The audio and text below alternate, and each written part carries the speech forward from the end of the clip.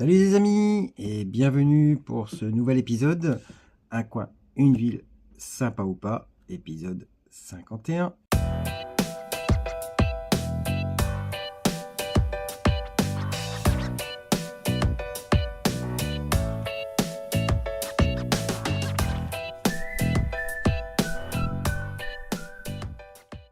Allez, cette fois-ci, on s'en va à Agen.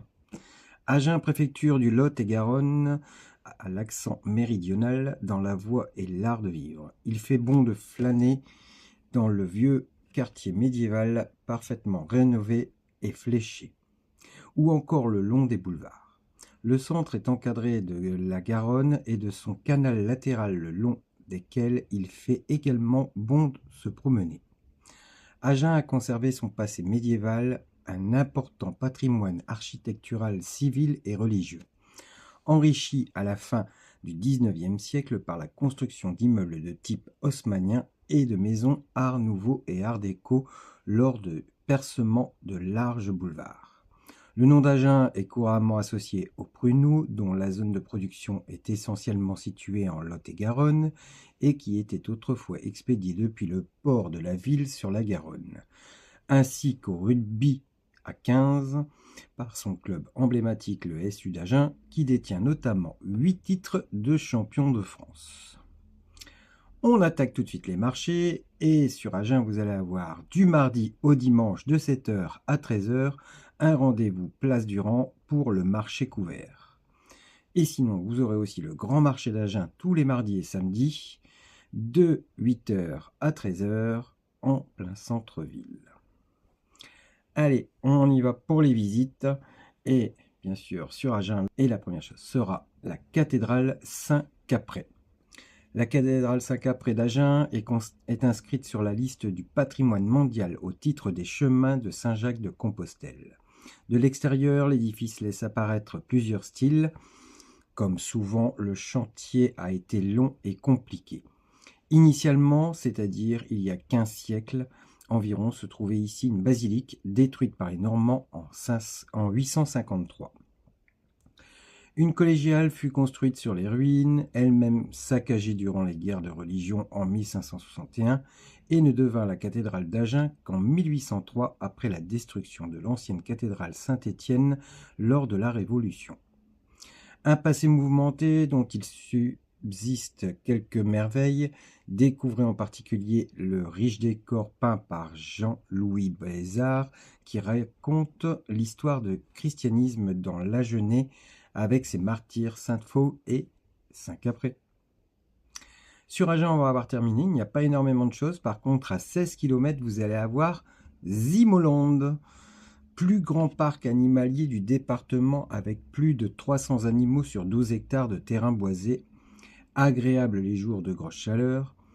Les animaux de la faune sauvage et domestique vous attendent comme des tigres, lions et zèbres retraités de cirque, chameaux, watusi, ratons laveurs, wallabies et de bénets, marmottes, autruches et bien d'autres.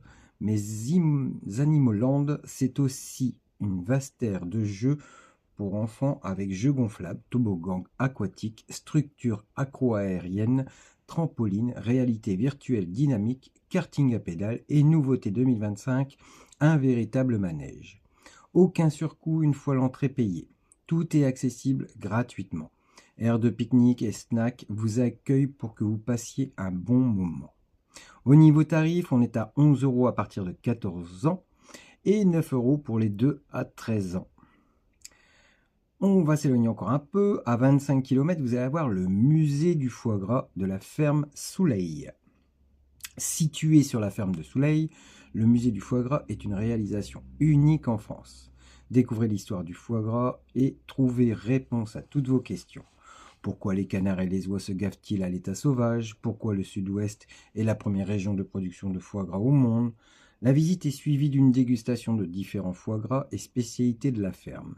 Le parcours de visite du musée de la ferme a également été pensé pour les plus petits, avec des outils pédagogiques colorés et ludiques.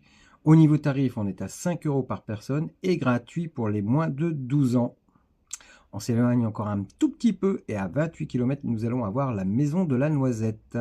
Le saviez-vous? La noisette est un petit trésor gustatif et traditionnel, spécialité de leur joli coin de France.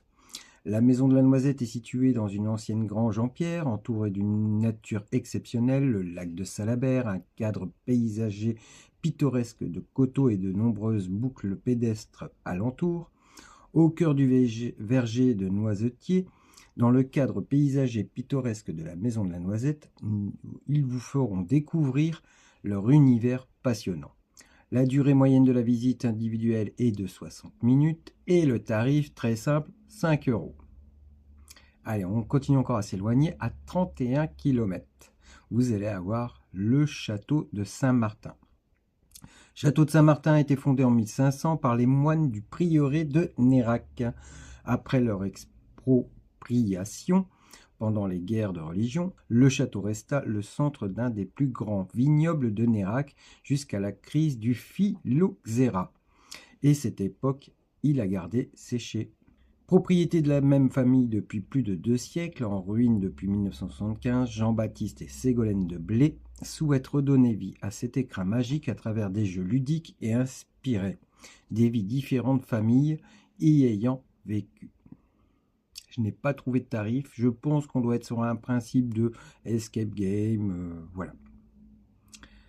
On va attaquer tout de suite, on en a fini pour les visites et on va attaquer tout de suite les aires de camping-car. Oui, sur Agen, il y a une aire de camping-car qui est une aire de camping-car parc. Nouvellement créée, l'aire de camping-car d'Agen est idéalement située à 10 minutes à pied du centre-ville. Elle dispose de 20 emplacements avec tous les services que Camping Car Park propose, comme l'électricité, les vidanges et les remises à l'eau. Concernant les tarifs, on va être à 15,48 € les 24 heures. Concernant les lieux de vacances, nous allons avoir 20 hôtels, 3 gîtes, pareil pour les chambres d'hôtes, mais aucun camping. Concernant les coins proches, nous serons à 75 km de Montauban et 82 km de Cahors. En conclusion, Agen est une très jolie ville pour flâner, pas mal de choses à voir autour, bien servi en marché, l'aire de camping-car est bien là malgré la densité de l'agglo, et ça, ils ont trouvé le moyen de ne pas nous oublier, c'est super. Côté gîte, hôtel, chambre d'hôte, bien présent, juste un manque du camping, mais j'ai envie de dire, sur une agglo pareille, c'est pas forcément évident. C'est un coin vraiment sympa, on peut y passer un joli long week-end. La note, 8 sur 10, elle est méritée. Je vous laisse jusqu'à la semaine prochaine. Attention, à partir de la semaine prochaine, on va attaquer pour cet épisode spécial Noël. Donc, à la semaine prochaine. Salut les amis, ciao.